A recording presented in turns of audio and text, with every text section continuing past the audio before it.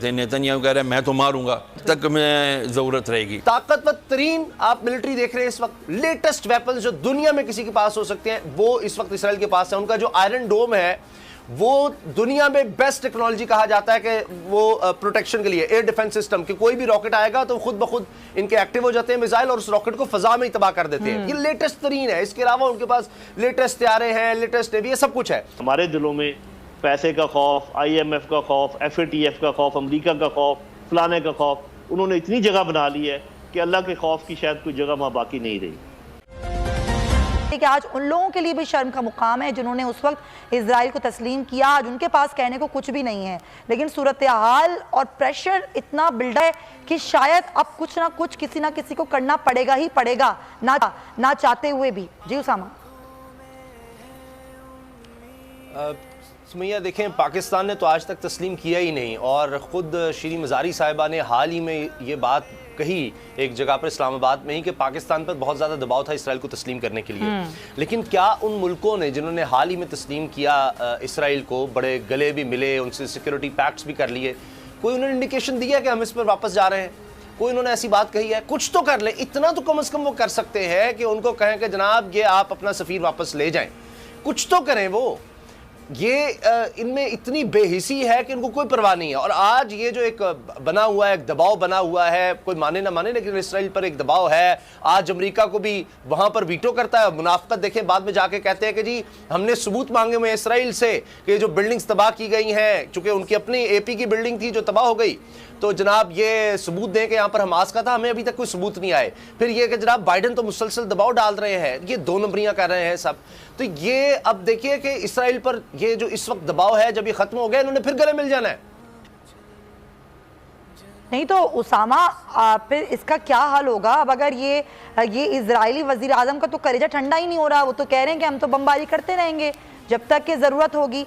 और दूसरा ये कि वो जो बयान, हालिया बयान था, वो तो ये था ना कि हमास ने जो रॉकेट फायर किया है, अपनी हद पार की है, रेड लाइन क्रॉस की है, तो वो उनको अपनी रेड लाइन तो नज़र नहीं आती कि उन्होंने किस तरह रेड लाइन क्रॉस की, उन्होंने कितना नाजायज़ तरीके से, गैर कानूनी तरीके से सब कुछ किया, क्योंकि उनकी पुष्ट बनाई हो रही है, क्योंकि उनको हिमायत हासिल है ममालिक की।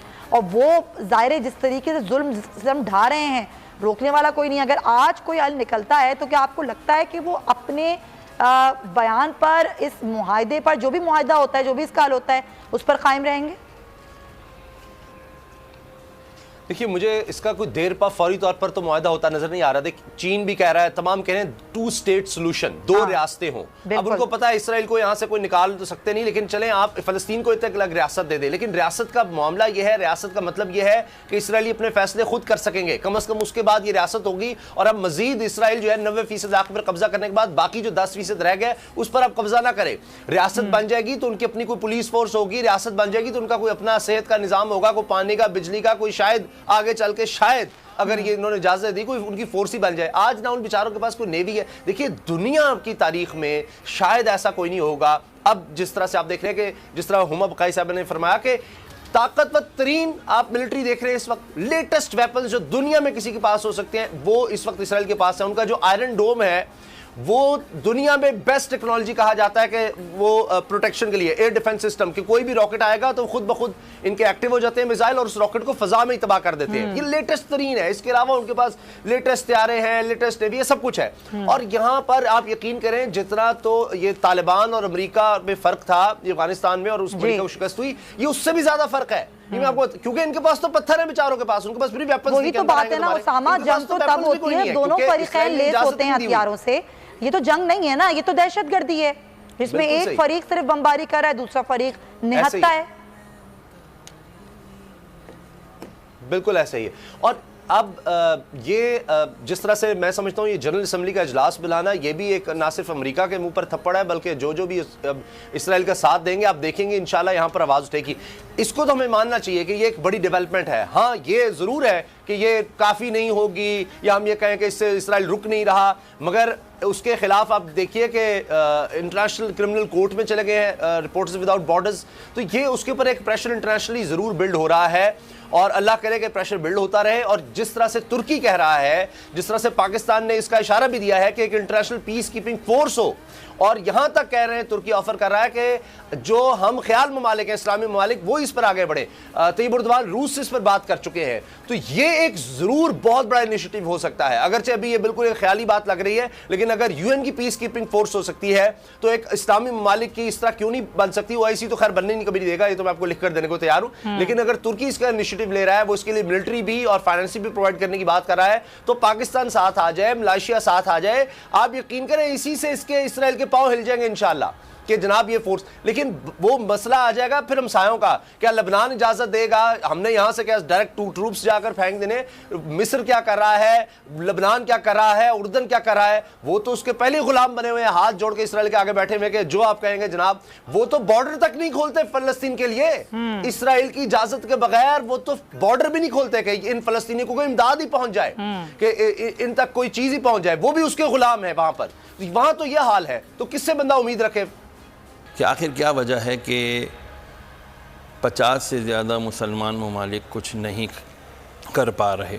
جیسا کہ ابھی ہم سین دیکھ رہے ہیں کہ امریکہ کے جو بائیڈن نے 3 مرتبہ قرارداد پیش نہیں ہونے دی, اور ابھی وہ آپس میں دونوں جو گفتگو بھی کر رہے تھے, نیتنیاہو کہہ رہے ہیں میں تو ماروں گا جب تک ضرورت رہے گی. ممالک ہیں جو اکٹھے ہوئے ہیں. نعیم خالد لودھی صاحب, جب ہم بات کرتے ہیں کہ جی او آئی سی کا اجلاس ہوا جس میں قرارداد منظور ہوئی کہ جی اس کا حل ہے 2 اسٹیٹ سولوشن, جس کو وہاں فلسطینی تو نہیں مانتے. پھر یو این او کا اجلاس ہو چکے ہیں, 3 اب تک اجلاس ہو چکے ہیں, ایک اور ہونا ہے. بات یہ ہے کہ اجلاس ہونا, مذمتی قراردادیں پیش ہونا, مذمتی بیانات ہونا, یہ تو اس کا حل نہیں ہے. جب ہم عملی اقدامات کی بات کرتے ہیں, کیا ایسا کوئی ملک ہے جو واقعتاً پریشر ڈال سکتا ہے اسرائیل پر, اور اگر نہیں ڈال سکتا ہے تو اس کی مجبوریاں کیا ہیں؟ اور خود یہ جو 3-4 اسلامی ممالک اکٹھے ہوئے ہیں جس میں سر فہرست پاکستان ہے, ترکی ہے, ملائیشیا ہے, دیگر ممالک ہیں, یہ کیا کر سکتے ہیں آپ کے خیال میں؟ تو ہمیں پوری دنیا کو ساتھ لے کر چلنا چاہیے, اور اس کو صرف مسلمانوں کا مسئلہ نہیں بنانا چاہیے ایک لیول کے اوپر. دیکھیں چین ہے نا جس نے قرارداد پیش کی ہے سیکیورٹی کونسل میں اور بار بار پیش کر رہا ہے, تو یہ ان سب ممالک کو ہم ساتھ لے کے چلیں جو کہ مسلمان نہیں بھی ہوں. اس کے بعد پھر ہم مسلم امہ کو جس حالت میں بھی ہے اس کو ساتھ لے کے چلیں. لیکن میرا اپنا یہ اسیسمنٹ ہے, اور میں غلط ہو سکتا ہوں, اس پہ مجھے ٹوکا جا سکتا ہے. میرے خیال میں ہمیں عربوں سے آگے نکلنے کی ضرورت نہیں ہے, کہ دیکھیں یہ ایک عالمی مسئلہ ہے, مسلمانوں کا مسئلہ بھی ہے, لیکن خاص عربوں کا مسئلہ ہے, ان کے درمیان وہ ملک موجود ہے. اور ہمیں یہ بھی دیکھنا چاہیے کہ ہم نے اپنے کشمیری بہن بھائیوں کے لیے کیا کیا, تو کیا ہم اسے بڑھ کر کچھ کریں گے فلسطینیوں کے لیے؟ تو میرا خیال وہ بھی ایک کوئی صائب طریقہ نہیں ہوگا. تو ہمیں یہ دیکھنا چاہیے کہ عالمی تناظر میں ہمیں پوری دنیا کے ساتھ ہونا چاہیے, اور اسلامی تناظر میں تمام اسلامی ملکوں کے ساتھ ہونا چاہیے, اور خاص کر یہ 4 ملک بہت کچھ کر سکتے ہیں, دباؤ ڈال سکتے ہیں, پریشر ڈال سکتے ہیں, وہ پورا وہ ضرور ڈالیں. نہیں تو یہ آپ نے کہا نا کہ عالمی تناظر میں اگر دیکھیں تو اقوام متحدہ کا کردار تو سب کے سامنے ہے, جس طرح خاموش تماش شاہی بنا ہوا ہے. ترکی اور روس اب کہہ رہے ہیں کہ ہم ایک الگ اسٹریٹجی اپنائیں گے, قرارداد اگر منظور نہیں کروا پاتے ہیں جنرل اسمبلی سے تو ایک الگ طریقہ کار پر جائیں گے. وہ الگ طریقہ کار آپ کو لگتا ہے کہ وہ بہتر ہوگا؟ دوسرا قرارداد منظور کروانا کتنا آسان ہوگا جنرل اسمبلی سے؟ جی میرا خیال ہے کہ جنرل اسمبلی میں قرارداد منظور کروانا کوئی مشکل کام نہیں ہوگا, کیونکہ وہاں پر ویٹو کی پاور نہیں ہے, اور وہاں پر آپ دیکھیں گے کہ اکثریت جو ممالک کی ہے وہ ساتھ دے گی, اور اس میں پوری دنیا کے ممالک تو وہ اسی انڈیور کی میں کہہ رہا تھا کہ اس میں پورا ہمیں ساتھ دینا چاہیے, اس کی پوری کوشش جو ہے وہ جاری رکھنی چاہیے. تو اصل بات وہی ہے کہ جس دل میں خدا کا خوف نہ ہو اس کے اندر دوسرے خوف جگہ بنا لیتے ہیں, اور میرے خیال ہمارے دلوں میں پیسے کا خوف, IMF کا خوف, FATF کا خوف, امریکہ کا خوف, فلانے کا خوف, انہوں نے اتنی جگہ بنا لی ہے کہ اللہ کے خوف کی شاید کوئی جگہ وہاں باقی نہیں رہی. بالکل آپ صحیح کہہ رہے ہیں, ایسا ہی ہے.